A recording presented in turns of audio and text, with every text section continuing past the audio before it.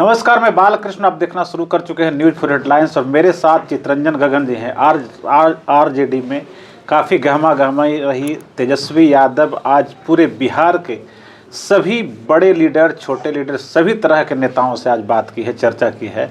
क्या कुछ निकल कर आया है चितरंजन गगन जी, क्या कहेंगे? क्या कुछ दिन भर में निकला? देखिए, आज की जो बैठक बुलाई गई थी, स्वच्छता अभियान को लेकर बुलाई गई थी और इसमें सभी जिला अध्यक्ष, जिला के प्रधान महासचिव, पार्टी के जो विधायक हैं उनको, और पिछले विधानसभा चुनाव में जो पार्टी के उम्मीदवार रहे हैं उनको, और जिला प्रभारी, इसके अलावा महिला प्रकोष्ठ के हर जिला के अध्यक्ष, सब लोगों को बुलाया गया था और मुख्य रूप से स्वच्छता अभियान पर ही चर्चा थी। सब लोगों को टास्क दिया गया था कि कम से कम फर्स्ट फेज में हर बूथ पर 2 क्रियाशील मेंबर बनना चाहिए फर्स्ट फेज में। तो मिनिमम 1 करोड़ का लक्ष्य है पार्टी का। और पिछले बार भी बिहार में हमको लगता है कि लगभग 80 लाख के लगभग मेंबर था और ऑल ओवर पूरे इंडिया में 1 करोड़ से ऊपर था मेंबर। तो इस बार 1 करोड़ का लक्ष्य है मिनिमम। क्योंकि अभी संवाद यात्रा में जो तेजस्वी जी निकले हैं तो लोगों में काफ़ी एक उत्साह है, नए लोग जुड़ना चाहते हैं बड़ी संख्या में। तो उसी पर मैंने समझिए कि एक तरह से कहाँ क्या स्थिति है। 2025 को लेकर फिर कुछ विशेष बातें कही गई है, कुछ विशेष निर्देश दिया गया है 2025 चुनाव को लेकर। जब स्वच्छता अभियान जिस टारगेट को लेकर हम लोग चल रहे हैं तो स्वाभाविक रूप से जो है सो इसका प्रभाव पड़ेगा आने वाले चुनाव में। जब हर बूथ पर हमारे मिनिमम 2 क्रियाशील मतलब कि प्राइमरी मेंबर 50 रहेंगे, उसमें महिलाओं को भी और समाज के सभी समुदाय के लोगों को उसमें शामिल करना है। तो निश्चित रूप से इसका असर तो चुनाव पर पड़ेगा ही। और इसको यह तो चूँकि शेड्यूल है, हर 3 साल पर हम लोग के यहाँ स्वच्छता अभियान चलता है, फिर सांगठनिक चुनाव होता है। तो 25 में इसका टाइम पूरा हो रहा है, अक्टूबर में सत्र का।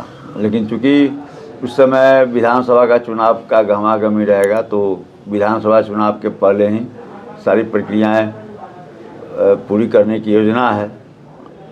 क्या ये बैठक हो रही है उपचुनाव में, जो 4 सीट पर उपचुनाव हुआ था तो उसमें जिस तरीके से आप लोग को सफलता नहीं मिल पाई, और उसके बाद मुझे लगता है कि एक तरह से पहली बैठक है जो इतने बृहद पैमाने पे तेजस्वी यादव ने लिया है बैठक, तो लगता है कि उसमें जो कुछ हुआ और भीतरघात वाली बात आई, आपके कई सीटों पर इस तरह की बातें सामने आई, तो उसका भी कुछ बातचीत हुआ होगा कि 25 में ऐसा नहीं हो दोबारा?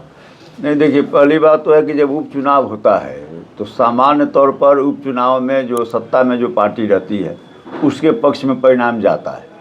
इस बार भी उपचुनाव केवल बिहार में ही नहीं हुआ, अन्य राज्यों में भी हुआ। तो आप देख लीजिए, जैसे कि कर्नाटक में उपचुनाव हुआ तो वहाँ पर जो है सो भाजपा को एक भी सीट नहीं मिला। वही स्थिति आपको जो है सो बंगाल में आप देख लीजिए, नहीं मिला। तो अब यूपी में जीती, बिहार में जीता। तो यह एक सामान्य तौर पर यह देखा गया कि उपचुनाव में जो सत्ता में जो पार्टी रहती है, क्योंकि वोटर को यह लगता है कि इस चुनाव से कोई सरकार पर असर पड़ने वाला नहीं है, सरकार न बनेगी न सरकार गिरेगी।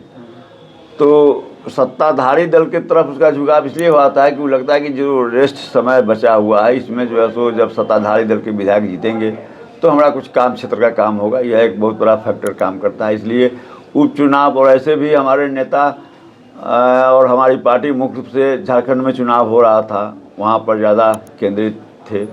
झारखंड में अच्छी सफलता हमको मिली, 6 सीट लड़े और 4 सीट हम जीते हैं वहाँ पर। अच्छा, एक खबर आ रही है कटिहार से तेजस्वी यादव पटना पहुंचते हैं, फिर ये बैठक हो जाती है। चर्चाएं ये चल रही है कि नीतीश जी बीजेपी के साथ सॉफ्ट तरीके से सब कुछ, माहौल ठीक नहीं है, कुछ नई खिचड़ी पकने की बात हो रही है।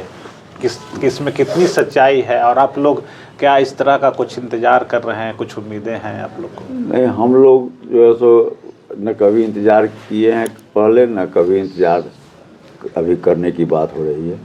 अब उसमें नीतीश जी के साथ क्या करेगा नहीं करेगा, आज क्यों सफाई देनी पड़ रही है भाजपा को, भाजपा के नेता क्यों बार बार बोल रहे हैं कि नहीं साहब नीतीश जी के नेतृत्व में चुनाव लड़ा जाएगा। तो जो भाजपा के साथ मजबूरी है, भाजपा के साथ मजबूरी है, उसके पास कोई लीडर है नहीं, मजबूरी है। लेकिन यह बात भी निश्चित है कि भाजपा क्या करेगी, या इतना सब लोग, अब एक साधारण राजनीतिक समझ रखने वाला भी इस बात को समझ रहा है कि चुनाव तक भले ही वह जो है सो लीडरशिप नीतीश जी का मान रहा है, चुनाव के बाद जो है सो नीतीश जी को किसी भी हाल में वह जो स्वीकार नहीं करेगा। तो आप स्वीकार करेंगे नीतीश जी को? अब नहीं, यह जो है सो माने अब हम लोग तो अपना अभियान चला रहे हैं, अब तो नीतीश जी क्या करेंगे नहीं करेंगे वह तो भविष्य के गर्त में है। लेकिन हम लोग परहेज नहीं है नीतीश कुमार से। हम लोगों का तो सीधा टारगेट है कि भाजपा को रोकने के लिए जो कोई भी हमारे साथ हाथ मिलाएगा, हमारा है कि भाजपा को हम रोकेंगे।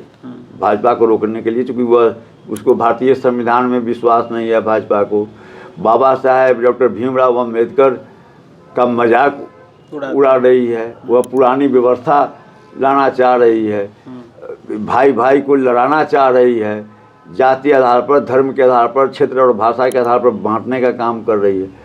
तो इस देश के लिए भाजपा को हराना जरूरी है।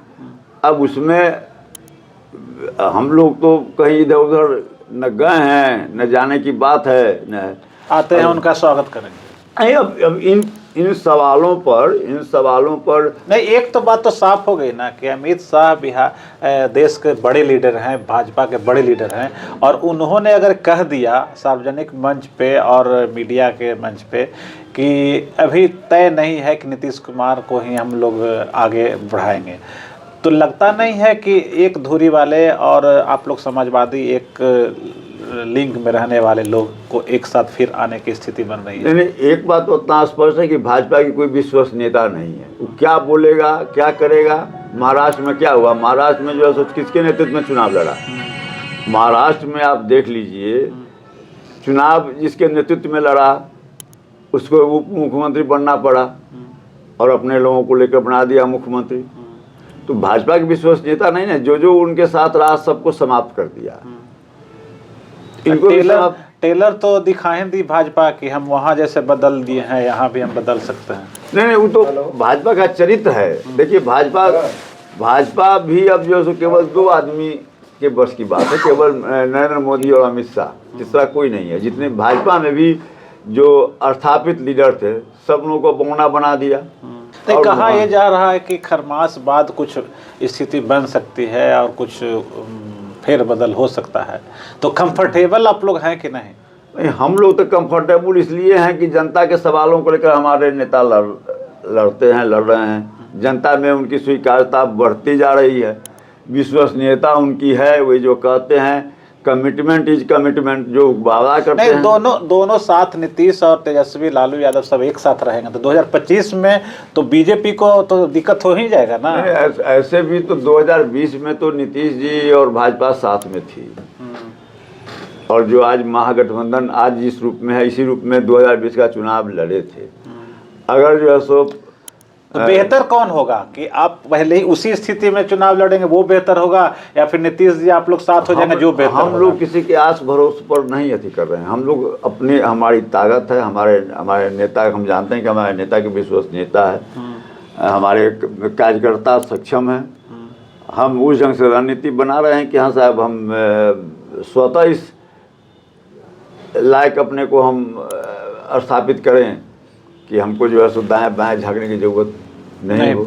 लेकिन फिर भी अगर आते हैं तो मैंने फायदा होगा, नुकसान तो होगा नहीं। नहीं, हम लोग अब जो है नुकसान की बात है, नीतीश के साथ आने से नुकसान है कि नहीं? भविष्य में क्या होगा नहीं होगा वह, लेकिन इतना तो जरूर है कि आज एक राष्ट्रीय जनता दल ही एक ऐसी पार्टी है जो आज तक कभी भी कम्युनल फोर्स से समझौता नहीं किया। कभी भी भाजपा के लोग झूठा प्रचार करते हैं कि जो है सो 90 में हम मुख्यमंत्री इनको मुख्यमंत्री बनाए। आप जैसे जब मंडल आयोग का अनुसूचित लागू हुआ तब कमंडल लेकर चले गए। लेकिन लालू जी सरकार का परवाह नहीं करके कि सरकार रहे या जाए, लेकिन जो है सो अडवाणी जी को गिरफ्तार किया।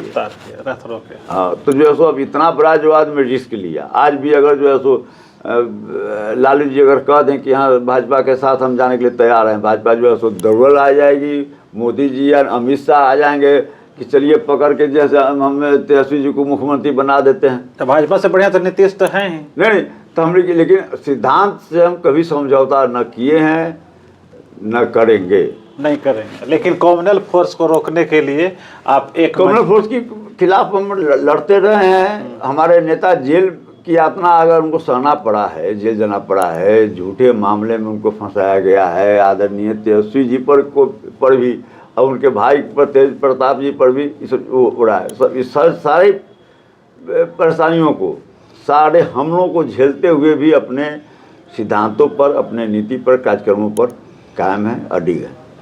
कार्यक्रम पे अडिग हैं। तो ये थे चितरंजन गगन जी, जिन्होंने साफ तौर पर कहा कि कॉमनवेल्थ फोर्स को रोकने के लिए वो कुछ भी कर सकते हैं, और अगर ज़रूरत पड़ी और अगर नीतीश कुमार चाहे जो भी लीडर हैं अगर जुड़ना चाहते हैं, मिलना चाहते हैं, आना चाहते हैं तो उनका स्वागत है। फिर किसी और टॉपिक पर हम बात करेंगे, तब तक हम लोगों के दीजिए इजाज़त। नमस्कार।